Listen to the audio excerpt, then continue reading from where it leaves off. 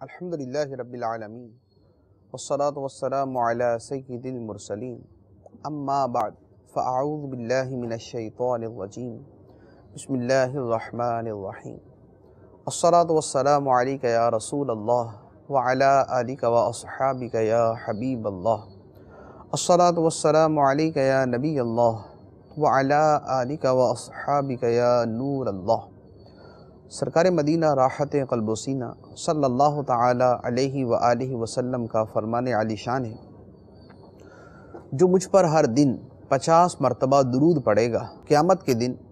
میں اس سے مصافحہ کروں گا۔ صلو علی الحبیب صلی اللہ تعالی علی محمد صلی اللہ علیہ وسلم۔ فیضان قرآن کے سلسلے میں حاضر ہیں اور آج سورۃ البراءۃ سورہ توبہ کی آیت نمبر 55 سے قرآن پاک کا درس سنیں گے۔ گزشتہ آیات میں چونکہ منافقوں کا مسلسل تذکرہ چل رہا ہے اور منافقوں کی مذمتیں اور ان کے بارے میں وعیدیں بیان کی جا رہی ہیں، اس سے ایک وسوسہ جو ہے وہ لوگوں کے ذہن میں آ سکتا ہے کہ اگر منافق اللہ کی بارگاہ میں اتنے ہی ناپسندیدہ ہیں اور اتنے عذاب کے مستحق ہیں تو پھر اللہ تعالیٰ نے دنیاوی اعتبار سے انہیں مال و دولت اتنا کیوں عطا کیا ہوا ہے؟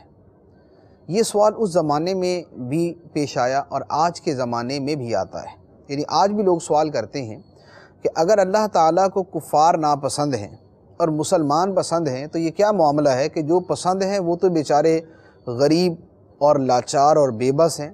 اور جو خدا کو ناپسند ہیں وہ بڑے بڑے محلات میں رہ رہے ہیں، ان کے پاس بڑا مال و دولت ہے، ان کے پاس بڑی دنیاوی ترقی ہے۔ تو اللہ تعالیٰ نے اس کا جواب یہاں پر آیت کے اندر ارشاد فرمایا بسم اللہ الرحمن الرحیم فَلَا تُعْجِبْكَ أَمْوَالُهُمْ وَلَا أَوْلَادُهُمْ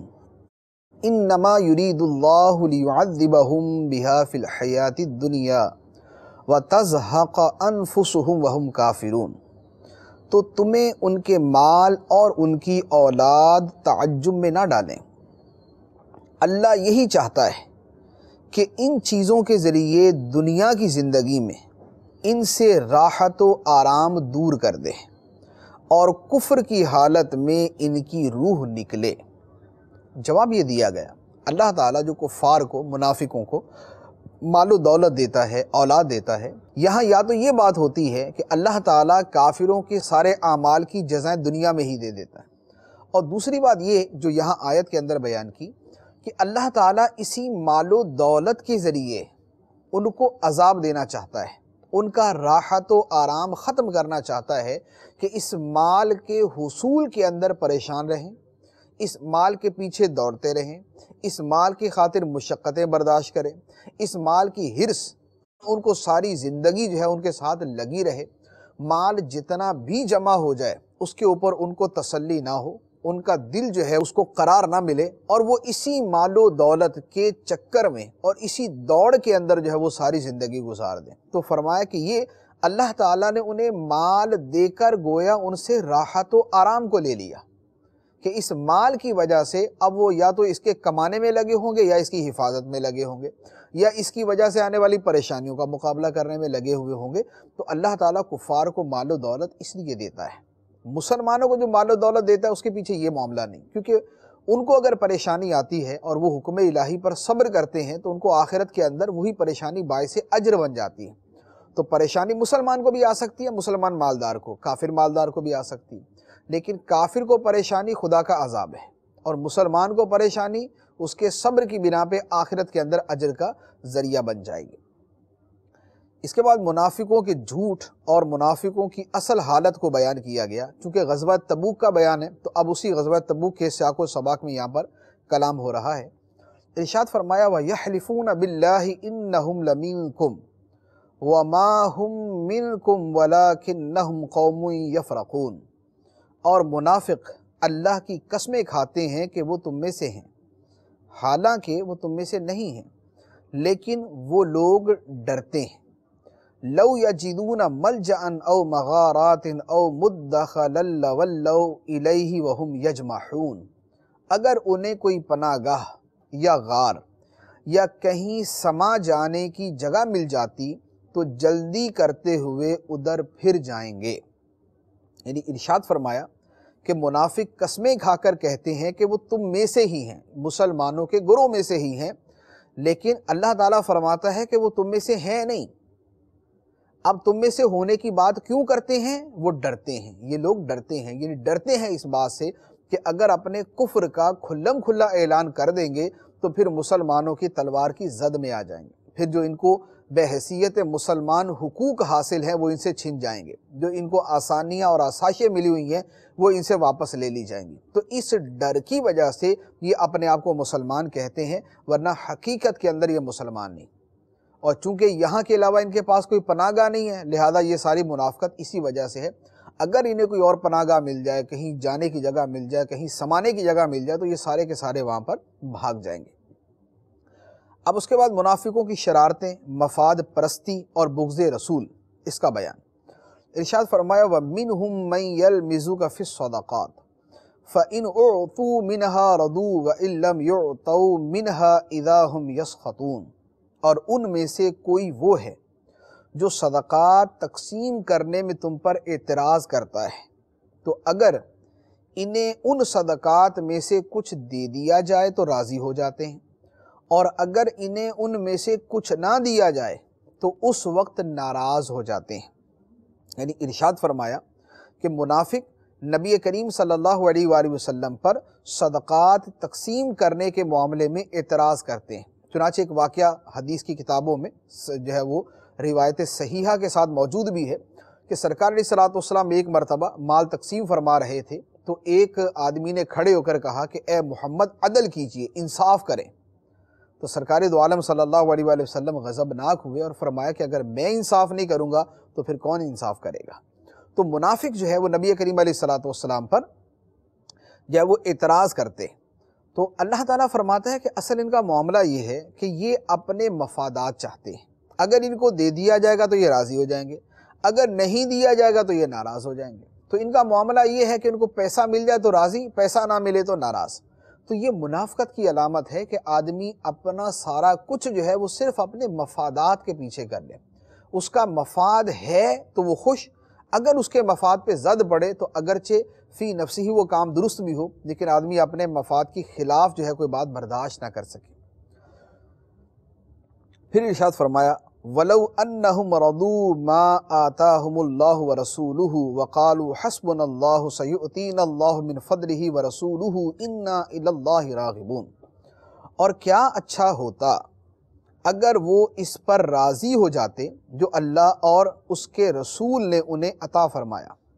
اور کہتے کہ ہمیں اللہ کافی ہے، ان قریب اللہ اور اس کا رسول ہمیں اپنے فضل سے اور زیادہ عطا فرمائیں گے، بے شک ہم اللہ ہی کی طرف رغبت رکھنے والے ہیں۔ یہاں پر آیت میں فرمایا کہ کیا ہی اچھا ہوتا اگر وہ لوگ اس پر راضی ہو جاتے جو اللہ اور اللہ کے رسول نے انہیں عطا فرمایا، اور پھر اسی بات کو دوبارہ فرمایا کہ وہ یہ کہتے کہ ہمیں اللہ کافی ہے اور اللہ کا رسول ہمیں اپنے فضل سے اور عطا فرمائے گا۔ اس آیت سے پتہ چلا کہ یہ کہنا کہ ہمیں اللہ اور اللہ کے رسول صلی اللہ علیہ وسلم عطا فرماتے ہیں، یہ کہنا درست ہے، اس کہنے میں کوئی حرج نہیں، یعنی عطا کی نسبت اللہ کی طرف اور اللہ کے رسول صلی اللہ علیہ وسلم کی طرف کر دینے میں کوئی حرج نہیں، جیسے اس آیت کے اندر خود اللہ تعالیٰ نے بیان کیا۔ اللہ تعالیٰ نے ارشاد فرمایا کہ اللہ اور اللہ کے رسول کی عطا پر وہ راضی ہو جاتے ہیں اور کہتے کہ ہمیں اللہ کافی اور اللہ کا رسول ہمیں اپنے فضل سے اور عطا فرمائیں۔ تو لہذا آج بھی ہم کہہ سکتے ہیں کہ ہمارے اوپر جتنی رحمتیں ہیں یہ اللہ اور اللہ کے رسول نے ہمیں عطا فرمائی، تو یہ کہنے کے اندر کوئی حرج نہیں۔ اس کے بعد اللہ تعالیٰ نے مستحقین صدقات، مستحقین زکوٰۃ وغیرہ کا بیان کیا۔ ارشاد فرمایا انما الصدقات للفقراء والمساکین والعاملین علیہا والمؤلفۃ قلوبہم وفی الرقاب والغارمین وفی سبیل اللہ وابن السبیل فریضۃ من اللہ واللہ علیم حکیم۔ زکوٰۃ صرف فقیروں اور بالکل محتاجوں اور زکوٰۃ کی وصولی پر مقرر کیے ہوئے لوگوں اور ان کے لیے ہے جن کے دلوں میں اسلام کی الفت ڈالی جائے، اور غلام آزاد کرانے میں، اور قرض داروں کے لیے، اور اللہ کے راستے میں جانے والوں کے لیے اور مسافر کے لیے۔ یہ اللہ کا مقرر کیا ہوا حکم ہے، اور اللہ علم والا، حکمت والا ہے۔ اس آیت میں متعدد افراد کا تذکرہ کیا گیا۔ فقراء جن کے پاس نصاب کے برابر مال نہیں، اور مساکین جن کے پاس کچھ بھی نہیں، اور جو زکوٰۃ وصول کرنے پر جو افراد حکومت کی طرف سے مقرر کیے جاتے ہیں، عاملین، اور مؤلفۃ القلوب۔ مؤلفۃ القلوب وہ لوگ تھے کہ جن کو مال اس لیے دیا جاتا تھا کہ اسلام کی طرف راغب ہو جائیں، یا نئے نئے مسلمان ہوئے تو مال اس لیے دیا جاتا تھا کہ ان کو اسلام کے اوپر استقامت مل جائے، انہیں مؤلفۃ القلوب کہتے ہیں۔ اور غلاموں کو آزاد کرانے کے اندر، اسی طرح جو ہے وہ قرض داروں کے قرض کی ادائیگی کے لیے زکوٰۃ دی جائے، اسی طرح راہ خدا میں جو ہے وہ زکوٰۃ دی جائے، جیسے مجاہدین کو دی جائے، اور مسافر اگر حالت سفر کے اندر اس کے پاس جو ہے وہ اخراجات ختم ہو گئے اور اس کے پاس جو ہے وہ منگوانے کے اپنی کوئی ضرورت پوری کرنے کا کوئی ذریعہ نہیں ہے تو اس کو بھی زکوٰۃ دے سکتے ہیں۔ فرمایا کہ یہ اللہ کی طرف سے مقرر کردہ حساب۔ ان تمام میں سے جو مؤلفۃ القلوب ہیں، یعنی نو مسلم یا غیر مسلم وہ کہ جن کے اندر تھوڑی سی رغبت ہے تو ان کو مزید مال دیا جائے کہ اسلام کے قریب آ جائیں، یا جو مسلمان ہو گئے اور ان کو مال اس لیے دیا جائے کہ اسلام پر استقامت مل جائے، یہ جو مد ہے یا مصرف ہے، اس کے بارے میں صحابہ کرام نے اتفاق کر لیا تھا کہ اب اس مد کے اندر زکوٰۃ نہیں دی جائے گی۔ صحابہ کرام کا اس بات پر اتفاق کر لینا، یہ ایسا نہیں ہو سکتا کہ قرآن تو کہتا ہے کہ یہ مصرف ہے اور صحابہ بولے کہ نہیں، ایسا معاذ اللہ نہیں ہو سکتا۔ صحابہ کرام کا اتفاق اس بات کی دلیل ہے کہ انہوں نے نبی کریم صلی اللہ علیہ وآلہ وسلم سے اس حوالے سے کوئی ایسی بات یقیناً سنی تھی کہ جس سے ان کو پتا تھا کہ یہ حکم کب تک کے لیے، کن حالات کے لیے، لہذا جب وہ وقت آیا اور جب وہ حالات آئے کہ جن کے اندر ان لوگوں کو نہیں دینا، تو اس وقت صحابہ کرام نے اس پر اتفاق کر لیا۔ تو یہ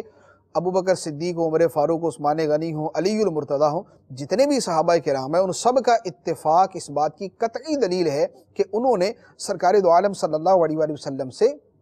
جو دین اخذ کیا اس کی معلومات کی روشنی میں انہوں نے یہ فیصلہ کیا۔ تو اسے محض اجتہاد نہیں کہا جا سکتا، بلکہ یہ کسی نص پر، کسی دلیل پر ہی اس کی بنیاد ہے۔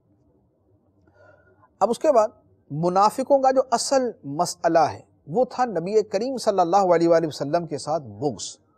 جیسے سرکار دو عالم صلی اللہ علیہ وسلم کی محبت اصل ایمان ہے، اسی طرح آپ سے بغض رکھنا اصل کفر ہے۔ منافقوں کا جو مسئلہ تھا اس کی وجہ ہی یہ تھی، یعنی صحابہ کا مرتبہ سب سے اونچا ہے، کیوں؟ اس لیے کہ محبت رسول صلی اللہ علیہ وآلہ وسلم میں سب سے اونچے، اور منافق کافروں میں بھی سب سے بدتر ہیں، اس لیے کہ بغض رکھنے کے اندر اور سرکار دو عالم صلی اللہ علیہ وسلم کو ایذا پہنچانے میں سب سے بدتر ہے۔ اللہ تعالیٰ نے منافقوں کے اسی مسئلے کو بیان کیا، ارشاد فرمایا وَمِنْهُمُ الَّذِينَ يُؤْذُونَ النَّبِيَّ وَيَقُولُونَ هُوَ أُذُنٌ قُلْ أُذُنُ خَيْرٍ لَكُمْ يُؤْمِنُ بِاللَّهِ وَيُؤْمِنُ لِلْمُؤْمِنِينَ وَرَحْمَةٌ لِلَّذِينَ آمَنُوا مِنْكُمْ وَالَّذِينَ يُؤْذُونَ رَسُولَ اللَّهِ لَهُمْ عَذَابٌ أَلِيمٌ۔ اور ان میں کچھ وہ ہیں جو نبی کو ایذا دیتے ہیں، تکلیف دیتے ہیں، اور کہتے ہیں وہ تو کان ہیں، تم فرماؤ تمہاری بہتری کے لیے کان ہیں، وہ اللہ پر ایمان رکھتے ہیں اور مسلمانوں کی بات پر یقین کرتے ہیں، اور تم میں جو مسلمان ہیں ان کے لیے رحمت ہیں، اور جو رسول اللہ کو ایذا دیتے ہیں ان کے لیے دردناک عذاب ہے۔ یہاں جو بات بیان کی گئی کہ فرمایا کہ کچھ منافق سرکار علیہ الصلوۃ والسلام کو ایذا دیتے ہیں، تکلیف دیتے ہیں، کیا کہتے ہیں؟ کہتے ہیں وہ تو کان ہیں، یعنی کان ہے کہنے سے کیا مراد ہوتا؟ یہ تھا منافق اپنی مجلسوں کے اندر نبی کریم صلی اللہ علیہ وآلہ وسلم کے بارے میں غلط اور ناشائستہ جملے بولتے، مذاق اڑاتے، اسلام کا مذاق اڑاتے۔ اب جب ان میں کوئی ایک دوسرے کو کہتا کہ یار اس طرح نہیں کرو، اگر یہ بات پہنچ گئی نا اوپر تو ہماری گرفت ہو جائے گی، ہمیں سزا ملے گی، تو وہ کہتے کہ پھر کیا ہوا، اگر بات پہنچ گئی، ہم سے پوچھا گیا تو ہم جھوٹی قسمیں کھا لیں گے کہ ہم نے تو کہا ہی نہیں، اور نبی کریم علیہ السلام ہماری قسموں پر یقین کر لیں گے، وہ تو ہیں ہی جو ہے وہ سننے والے، یعنی وہ سن لیتے ہیں اور مان لیتے ہیں۔ تو اللہ تعالیٰ نے فرمایا کہ وہ جو تم کہہ رہے ہو کہ وہ سن کر مان لیتے ہیں، یہ تمہارے بھلے کے اندر ہے، یعنی تمہارے بھلے کے لیے کہ تمہاری بات سن کر مان لیتے ہیں، ورنہ خدا ان پہ وحی نازل فرماتا ہے تو خدا اگر ان کو بتا دیتا ہے کہ تمہاری یہ حالت ہے تو تمہارا بچے گا کیا؟ تو تمہارے بھلے کے لیے وہ کان ہیں، سن لینے والے ہیں، وہ تو اللہ پر ایمان رکھتے ہیں، مومنوں کی بات کا یقین کرتے ہیں، اور تم میں جو مسلمان ہیں ان کے لیے رحمت ہے۔ لیکن اگر نبی کریم صلی اللہ علیہ وآلہ وسلم تمہاری قسموں پر یقین کرتے ہوئے ظاہری فیصلہ کر دیتے ہیں اور تمہیں کچھ نہیں کہتے، تو اس کا یہ مطلب نہیں ہے کہ خدا کی بارگاہ میں تم بری ہو گئے۔ اللہ تعالیٰ کا معاملہ جدا ہے۔ اللہ اپنے حبیب صلی اللہ علیہ وآلہ وسلم کو ایذا دینے والوں کو، سرکار علیہ السلام کے گستاخوں کو معاف نہیں کرے گا۔ فرمایا والذین یؤذون رسول اللہ لہم عذاب علیم، اور وہ جو رسول اللہ کو ایذا دیتے ہیں ان کے لیے دردناک عذاب ہے، ان کے لیے دردناک عذاب ہے۔ پھر اب منافق جو مسلمانوں کے سامنے قسمیں کھا کے مسلمانوں کو راضی کر لیتے تھے، اللہ تعالیٰ نے ان کے بارے میں فرمایا یحلفون باللہ لکم لیردوکم واللہ ورسولہ احق ان یردوہ ان کانوا مؤمنین۔ اے مسلمانوں، تمہارے سامنے اللہ کی قسم کھاتے ہیں تاکہ تمہیں راضی کر لیں، حالانکہ اللہ اور اس کا رسول اس بات کے زیادہ حقدار ہیں کہ لوگ اسے راضی کریں اگر ایمان والے ہیں۔ یعنی اللہ اور اللہ کا رسول اس بات کے حقدار ہیں کہ ان کو راضی کیا جائے، لوگوں کو راضی نہ کیا جائے، عام مسلمانوں کو راضی کرنے کی کوشش نہ کی جائے، یعنی اس طور پہ کہ عام مسلمان تو راضی ہو جائے اور اللہ کا رسول صلی اللہ علیہ وسلم ناراض ہو جائے۔ یہاں پر بھی وہی بات جو پہلے عرض کی تھی کہ اللہ اور اللہ کے رسول دونوں کا تذکرہ ایک جگہ اور دونوں کو راضی کرنے کا حکم دیا، یعنی فرمایا اللہ اور اللہ کا رسول یہ حقدار ہیں اس بات کے کہ لوگ انہیں راضی کریں۔ تو پتہ چلا کہ دنیا میں کسی اور کو راضی کرنے کے لیے کوئی کام کرنا تو ریاکاری کے اندر بعض اوقات آ جاتا ہے، لیکن اللہ کے رسول صلی اللہ علیہ وسلم کو راضی کرنا خدا کو راضی کرنا ہے، اور ان کو ناراض کرنا یعنی سرکار دو عالم صلی اللہ علیہ وسلم کو ناراض کرنا یا آپ کے مقابلے میں آنا، یہ خدا کے مقابلے میں آنا ہے۔ چنانچہ اگلی آیت کے اندر بیان کیا الم یعلموا انہ من یحادد اللہ ورسولہ فان لہ نار جہنم خالدا فیہا ذالک الخزی العظیم۔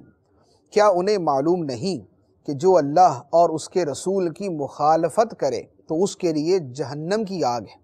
جس میں وہ ہمیشہ رہے گا، یہی بڑی رسوائی ہے۔ جو اللہ اور اللہ کے رسول کی مخالفت کرے، یہاں پر بھی وہی بات، اللہ کے رسول کی اطاعت، مد مقابل میں اللہ اور اللہ کے رسول کی مخالفت، اللہ اور اللہ کے رسول کو راضی کرنا، اللہ اور اس کے رسول کی عطا پہ راضی ہونا۔ تو جگہ جگہ اللہ تعالیٰ اپنے ساتھ اپنے حبیب علیہ السلام کا تذکرہ کرتا ہے، جس سے پتہ چلتا ہے کہ ہمارے آقا و مولا صلی اللہ علیہ وآلہ وسلم کا مقام و مرتبہ اللہ کی بارگاہ میں کیا ہے۔ اس کے بعد فرمایا کہ منافقوں کو اصل ڈر کس بات کا ہوتا ہے، یعنی اگر وہ کچھ باتوں سے بچتے بھی ہیں تو وہ ڈرتے کس بات سے ہیں؟ تو فرمایا يَحْذَرُ الْمُنَافِقُونَ أَن تُنَزَّلَ عَلَيْهِمْ سُورَةٌ تُنَبِّئُهُم بِمَا فِي قُلُوبِهِمْ قُلِ اسْتَهْزِئُوا إِنَّ اللَّهَ مُخْرِجٌ مَا تَحْذَرُونَ۔ منافقین اس بات سے ڈرتے ہیں کہ ان کے خلاف کوئی ایسی صورت نازل کر دی جائے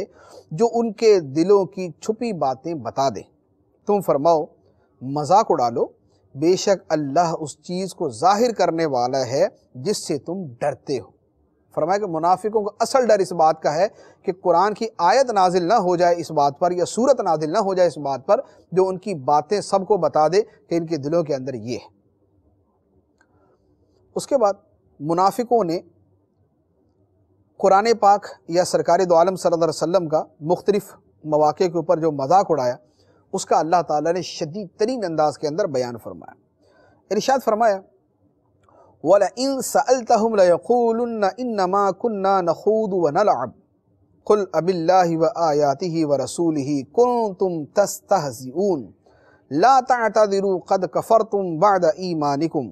إِن نَعْفُ عَنْ طَائِفَةٍ مِّنْكُمْ نُعَذِّبْ طَائِفَةً بِأَنَّهُمْ كَانُوا مُجْرِمِينَ۔ اور اے حبیب، اگر آپ ان سے پوچھیں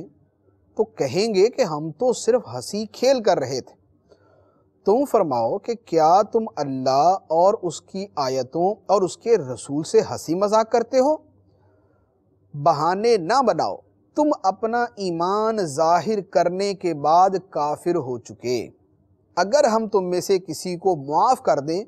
تو دوسروں کو عذاب دیں گے کیونکہ وہ مجرم ہیں۔ یہ کیا فرمایا گیا؟ منافق بعض اوقات وہ جملے بولتے جن میں قرآن کا مذاق ہوتا، بعض اوقات وہ جملے بولتے جس میں سرکار دو عالم صلی اللہ علیہ وسلم کا مذاق اڑاتے۔ اب جب نبی کریم علیہ الصلوۃ والسلام کی بارگاہ میں معاملہ پہنچتا یا بعض مسائل کے اندر یہ معاملہ پہنچا اور سرکار دو عالم صلی اللہ علیہ وسلم نے پوچھا کہ تم نے یہ باتیں کہیں، تو وہ کہتے کہ ہم تو ایسے مذاق کر رہے تھے، یعنی مذاق کے اندر قرآن کے بارے میں غلط جملے بول دیے، مذاق کے اندر ہی سرکار علیہ السلام کے بارے میں غلط بول دیے۔ تو کہتے ہم تو انما کننا نخوض ونلعب، ہم تو بس ایسے ہی مستی مذاق کر رہے تھے۔ اللہ تعالیٰ نے ارشاد فرمایا کہ اے محبوب ان منافقوں سے کہو کہ کیا تم میں مستی مذاق کے لیے اللہ کا قرآن اور اللہ کا رسول ہی ملا ہے؟ کہ تم مذاق کرو گے اور استہزاء کرو گے تو خدا کا کرو گے، خدا کے کلام کا کرو گے اور خدا کے رسول کا کرو گے؟ یہ مذاق کا بہانہ تمہارا قابل قبول نہیں، تم اپنے ظاہری ایمان کے بعد کھلم کھلا کافر ہو چکے، لہذا اب تمہیں اس کی سزا ملے گی۔ اگر کسی نے توبہ کر لی تو اسے معاف کر دیا جائے گا، لیکن اگر توبہ نہ کرے گا تو ہم اسے عذاب دیں گے۔ یہ آیات مبارکہ ہمارے زمانے کے اندر بھی بہت سارے جو کامیڈین، جو اس طرح کے مزاحیہ ڈرامے کرنے والے یا مزاحیہ جملے بولنے والے، ان سب کے لیے یہ آیت مبارکہ عبرت کا ایک حکم نامہ ہے کہ مستی مذاق جو کرتے اس میں بھی بہت سارے حلال و حرام صورتیں، زیادہ تر ناجائز و گناہ کی صورتیں، لیکن دین کا مذاق اڑانا، قرآن کا مذاق اڑانا، جنت کا مذاق اڑانا، جہنم کا مذاق اڑانا، حوروں کا مذاق اڑانا، جنت کی نعمتوں کا، شہد کا، شراب کا، وہاں کے رہائشوں کا، ان چیزوں کا مذاق اڑانا، یہ خدا کے ساتھ کفر کرنے کے برابر ہے۔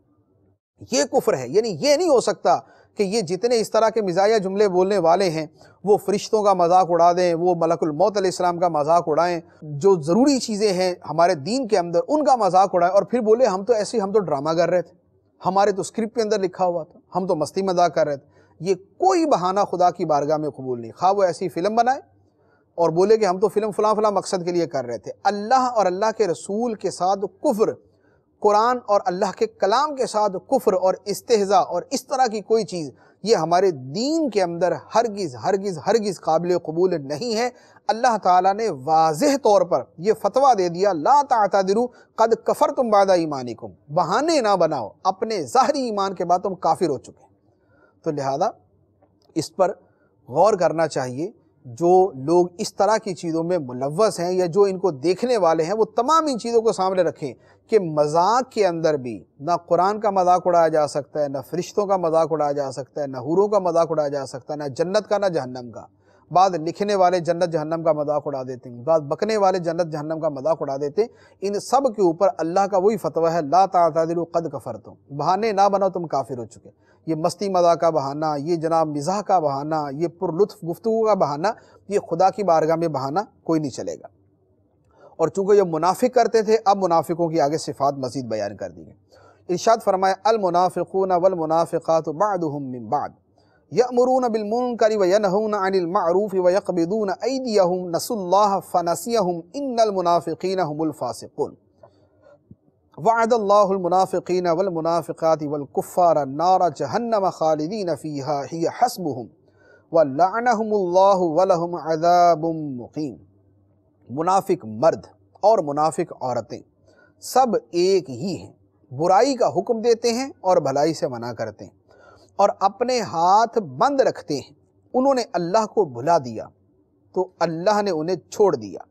بے شک یہی لوگ نافرمان ہیں۔ اللہ نے منافق مردوں اور منافق عورتوں اور کافروں سے جہنم کی آگ کا وعدہ کیا ہے جس میں یہ ہمیشہ رہیں گے،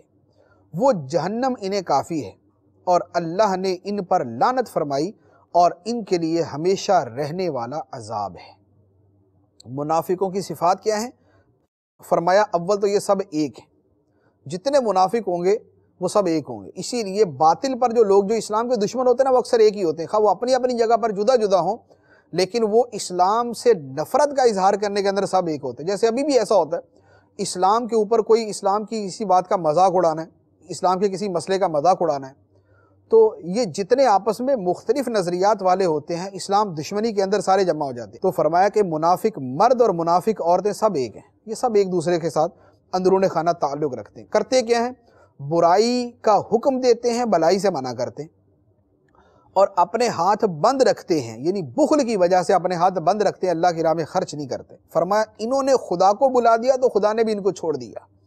اور یہ لوگ نافرمان فاسق ہیں۔ اب ان کی وعید کہ منافق مردوں عورتوں کے لیے اور کافروں کے لیے جہنم کی آگ کی وعید ہے، وہ جہنم ہی ان کو کافی ہوگی۔ زیادہ دنیا کے اندر تو بھلے جیسے مرضی ٹھٹھا مذاق کرے، مستی مذاق کرے، ہنسیں، مسلمانوں کا مذاق اڑائیں، اسلام کا مذاق اڑائیں، لیکن جہنم ان کا انجام، اور وہ ان کے لیے کافی، اور خدا کی ان پہ لعنت، لعنہم اللہ، اللہ کی ان پر لعنت ہے۔ جو اسلام کے احکام کا مذاق اڑانے والے ہیں ان پر اللہ تبارک و تعالی لعنت کرتا ہے۔ اس کے بعد فرمایا کہ منافقوں کو دنیا میں مہلت ہے، اس لیے آج کل کسی کو کچھ نہیں ہوتا، جو مرضی کرتا رہے۔ اللہ تعالیٰ نے فرمایا کالذین من قبلکم کانوا اشد منکم قوۃ واکثر اموالا واولادا فاستمتعوا بخلاقہم فاستمتعتم بخلاقکم کما استمتع الذین من قبلکم بخلاقہم وخضتم کالذی خاضوا اولئک حبطت اعمالہم فی الدنیا والآخرہ واولئک هم الخاسرون۔ فرمایا اے منافقو، جس طرح تم سے پہلے لوگ تم سے قوت میں زیادہ مضبوط اور مال اور اولاد کی کثرت میں تم سے بڑھ کر تھے، پھر انہوں نے اپنے دنیا کے حصے سے لطف اٹھایا، تو تم بھی ویسے ہی اپنے حصے سے لطف اٹھا لو جیسے تم سے پہلے والوں نے اپنے حصوں سے فائدہ حاصل کیا، اور تم اسی طرح بےہودگی میں پڑ گئے جیسے وہ بےہودگی میں پڑے تھے۔ ان لوگوں کے تمام اعمال دنیا و آخرت میں برباد ہو گئے، اور وہی لوگ گھاٹے میں ہیں۔ یہاں بڑا کھلم کھلا بیان کر دیا کہ منافقوں تم سے پہلے بھی بڑے لوگ گزرے ہیں، جن کے پاس مال بھی تم سے زیادہ تھا، قوت بھی تم سے زیادہ تھی، اولاد کے اعتبار سے بھی تم سے زیادہ تھے، یعنی ان کا جتھا، ان کا گروہ، ان کی قوم بہت بڑی تھی۔ انہوں نے کیا کیا کہ دنیا کے اندر ہی رہے، دنیا کے مزے اڑانے کے لیے دین کا مذاق اڑاؤ، رسولوں کا انکار کرو، سب کرتے رہے۔ تو فرمایا کہ جیسے انہوں نے کیا تم بھی کر لو، تم بھی کر لو، لیکن نتیجہ کیا؟ ان کے اعمال بھی دنیا و آخرت میں برباد ہو گئے، اسی طرح تمہارے اعمال بھی دنیا و آخرت میں برباد ہو جائیں گے۔ تو اللہ تعالیٰ دنیا کے اندر کم ہی عذاب دیتا ہے، یعنی یا تو قوموں کو عذاب دیتا ہے یا افراد کو کہیں کہیں عذاب دے دیا جاتا ہے، لیکن مجموعی طور پہ اللہ تعالیٰ مہلت دیتا ہے۔ تو بہت سارے لوگوں کو مہلت ملی ہوئی ہے، جو اسلام کا مذاق اڑائیں، جو اسلام کے قانون کا مذاق اڑائیں، جو اسلامی تعلیمات کا مذاق اڑائیں، جو اسلام کو جو ہے وہ 1400 سال پرانا فیشن قرار دیں، جو اسلامی تعلیمات کو اولڈ فیشن قرار دیں یا آؤٹ آف ڈیٹ قرار دیں، اس طرح کے بہت سارے لوگ آج بھی موجود ہیں۔ تو خدا کا فرمان ان کے لیے بھی ہے کہ تم بھی مزے اڑا لو جیسے تم سے پہلے تمہارے بڑوں نے مزے اڑائے، جیسے وہ دین خدا اور قرآن اور اسلام کا مذاق اڑاتے تھے تم بھی کر لو، لیکن جیسے ان کی آخرت برباد ہی ہوئی، تمہارا انجام بھی یہی ہونا ہے۔ اب جو پہلی قومیں جنہوں نے رسولوں کا مذاق اڑایا برباد ہوئیں، اللہ تعالیٰ نے ان کا تذکرہ کیا۔ ارشاد فرمایا الم یأتہم نبأ الذین من قبلہم قوم نوح وعاد وثمود وقوم ابراہیم واصحاب مدین والمؤتفکات اتتہم رسلہم بالبینات فما کان اللہ لیظلمہم ولکن کانوا انفسہم یظلمون۔ کیا ان کے پاس ان سے پہلے لوگوں یعنی قوم نوح اور عاد اور ثمود اور قوم ابراہیم اور مدین اور الٹ جانے والی بستیوں کے مکینوں کی خبر نہ آئی؟ ان کے پاس بہت سے رسول روشن نشانیاں لے کر تشریف لائے، تو اللہ ان پر ظلم کرنے والا نہیں تھا بلکہ وہ خود ہی اپنی جانوں پر ظلم کر رہے تھے۔ فرمایا جو پہلی قومیں ہیں، قوم نوح، عاد، ثمود، ابراہیم علیہ السلام کی قوم، مدین والے شعیب علیہ السلام کی قوم، اور الٹائی جانے والی بستیاں یعنی قوم لوط۔ فرمایا ان کے ساتھ ہوا کیا؟ ان کے پاس ان کے رسول آئے، اللہ کا انہوں نے پیغام دیا، معجزے دکھائے، لیکن انہوں نے ماننے سے انکار کر دیا، نبیوں کا مذاق اڑایا، معجزات کا انکار کیا۔ تو کیا ہوا؟ فرمایا کہ پھر جو ان کے ساتھ ہوا نا کہ اللہ نے ان کو تباہ کر دیا، یہ خدا نے ان پر ظلم نہیں کیا، وہ خود اپنی جانوں پر ظلم کر رہے تھے، خود انہوں نے وہ حرکتیں کی، خود انہوں نے وہ کام کیے جس کی پاداش کے اندر ان پر اللہ کا عذاب نازل ہوا۔ اب یہ منافق اور جن کے وہ مثل تھے اس کا بیان ہوا۔ اب اس کے بعد مسلمانوں کا تذکرہ۔ فرمایا والمؤمنون والمؤمنات بعضهم اولیاء بعض یأمرون بالمعروف وینہون عن المنکر ویقیمون الصلاة ویؤتون الزکاة ویطیعون اللہ ورسولہ اولئک سیرحمہم اللہ ان اللہ عزیز حکیم۔ اور مسلمان مرد اور مسلمان عورتیں ایک دوسرے کے رفیق ہیں، بھلائی کا حکم دیتے ہیں اور برائی سے منع کرتے ہیں، اور نماز قائم کرتے ہیں اور زکوٰۃ دیتے ہیں اور اللہ اور اس کے رسول کا حکم مانتے ہیں۔ یہ وہ ہیں جن پر عنقریب اللہ رحم فرمائے گا، بے شک اللہ غالب حکمت والا ہے۔ وعد اللہ المؤمنین والمؤمنات جنات تجری من تحتها الانہار خالدین فیہا ومساکن طیبۃ فی جنات عدن ورضوان من اللہ اکبر ذالک هو الفوز العظیم۔ اللہ نے مسلمان مردوں اور مسلمان عورتوں سے جنتوں کا وعدہ فرمایا ہے جن کے نیچے نہریں جاری ہیں، ان میں ہمیشہ رہیں گے، اور عدن کے باغات میں پاکیزہ رہائشوں کا وعدہ فرمایا ہے، اور اللہ کی رضا سب سے بڑی چیز ہے، یہی بہت بڑی کامیابی ہے۔ یعنی فرمایا کہ مسلمان مرد و عورت بھی ایک ہیں، یعنی اسلام میں کے ماننے والے بھی ایک ہیں، اور ان کا طریقہ کیا ہے؟ نیکی کا حکم دیتے ہیں، برائی سے منع کرتے ہیں، نماز قائم کرتے ہیں، زکوٰۃ ادا کرتے ہیں، اور اللہ کے رسول کا حکم مانتے ہیں۔ یہ منافقوں کے بالکل برعکس صفات والے، تو ان کے لیے جہنم، اور ان کے لیے فرمایا کہ جنتوں کا وعدہ ہے جن کے نیچے نہریں جاری ہیں، ہمیشہ اس میں رہیں گے، پاکیزہ رہائشیں ہیں جنت عدن کے باغات میں۔ عدن جو ہے جنت کی مختلف قسموں سے ایک قسم ہے، عدن کے باغات ہیں، اور فرمایا کہ جو خدا کی رضا ان کو جنت میں ملنی ہے وہ سب سے بڑھ کر ہے۔ اب اس کے بعد منافقوں کے متعلق حکم اور ان کے جرائم کا بیان۔ ارشاد فرمایا یا ایھا النبی جاہد الکفار والمنافقین واغلظ علیہم ومأواہم جہنم وبئس المصیر۔ اے غیب کی خبریں دینے والے نبی، کافروں سے اور منافقوں سے جہاد کرو اور ان پر سختی کرو، اور ان کا ٹھکانہ جہنم ہے اور کتنی بری پلٹنے کی جگہ ہے۔ کافروں اور منافقوں سے جہاد کرو، کافروں سے تلوار سے اور منافقوں سے دلائل کے ساتھ جہاد کرو۔ اس کے بعد فرمایا یحلفون باللہ ما قالوا ولقد قالوا کلمۃ الکفر وکفروا بعد اسلامہم وہموا بما لم ینالوا وما نقموا الا ان اغناہم اللہ ورسولہ من فضلہ فَإِن يَتُوبُوا يَكُ خَيْرًا لَهُمْ وَإِن يَتَوَلَّوْا يُعَذِّبْهُمُ اللَّهُ عَذَابًا أَلِيمًا فِي الدُّنْيَا وَالْآخِرَةِ وَمَا لَهُمْ فِي الْأَرْضِ مِنْ وَلِيٍّ وَلَا نَصِيرٍ۔ فرمایا منافقین اللہ کی قسمیں کھاتے ہیں کہ انہوں نے کچھ نہ کہا، حالانکہ انہوں نے یقیناً کلمہ کفر کہا اور وہ اپنے اسلام کے بعد کافر ہو گئے، اور انہوں نے اس چیز کا قصد و ارادہ کیا جو انہیں نہ ملی، اور انہیں یہی برا لگا کہ اللہ اور اس کے رسول نے انہیں اپنے فضل سے غنی کر دیا، تو اگر وہ توبہ کرے تو ان کے لیے بہتر ہوگا، اور اگر وہ منہ پھیرے تو اللہ انہیں دنیا اور آخرت میں سخت عذاب دے گا، اور ان کے لیے زمین میں نہ کوئی حمایتی ہوگا اور نہ مددگار۔ یہ ایک طویل آیت ہے، اس کا اگر خلاصہ کلام عرض کرے تو یوں بنے گا کہ منافق نبی کریم علیہ السلام کی توہین کے جملے بولتے، اور جب سامنے آتے تو قسم کھا لیتے اللہ کی قسم ہم نے تو کہا ہی نہیں، اور اگر یقینی طور پہ ثابت ہو ہی جاتا کہ انہوں نے کہا تھا تو پھر بولتے نہیں ہم تو مستی مذاق کر رہے تھے۔ تو وہ جو مستی مذاق کر رہے تھے اس کا تو اللہ تعالیٰ نے پہلے جواب دے دیا کہ اس کا کوئی اعتبار نہیں۔ اب یہاں جو بیان کیا گیا وہ یہ فرمایا کہ اللہ کی قسمیں کھاتے ہیں کہ انہوں نے کچھ نہیں کہا، نہ نبی کی گستاخی کی، نہ کوئی غلط جملہ بولا، نہ استہزاء کیا، کچھ نہیں کہا۔ اللہ تعالیٰ فرماتا ہے انہوں نے یقیناً کلمہ کفر کہا تھا، جو نبی کریم علیہ السلام کی گستاخی کی انہوں نے یقیناً کی تھی، انہوں نے یقیناً کلمہ کفر کہا، اور اس گستاخی کی وجہ سے اپنے اسلام کے بعد یہ کافر ہو گئے۔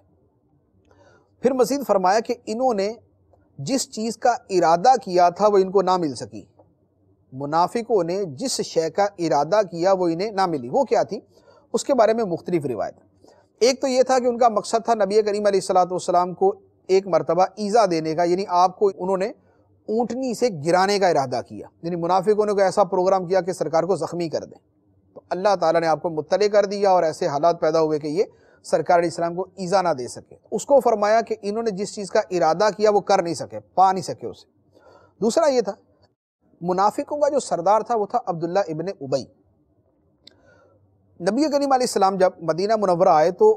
اس دن یا اس کے انہی دنوں کے اندر اس کو مدینے کا سردار بنانا تھا، یعنی اس کی تاج پوشی کر کے مدینے کا اس کو سردار بنانا تھا. جب سرکار علیہ السلام آ گئے تو سب نے حضور کو مان لیا. اب وہ منافق جو سردار بننے کے چکر میں تھا وہ رہ گیا.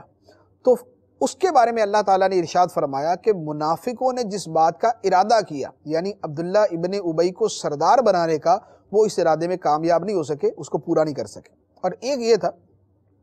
کہ منافق جو گستاخیاں کرتے تھے، تو جس صحابی نے سرکار علیہ السلام کو آ کر وہ گستاخیاں بتائیں کہ منافق یہ باتیں کرتے ہیں، تو منافقوں نے ارادہ کیا کہ اس صحابی کو شہید کر دیں،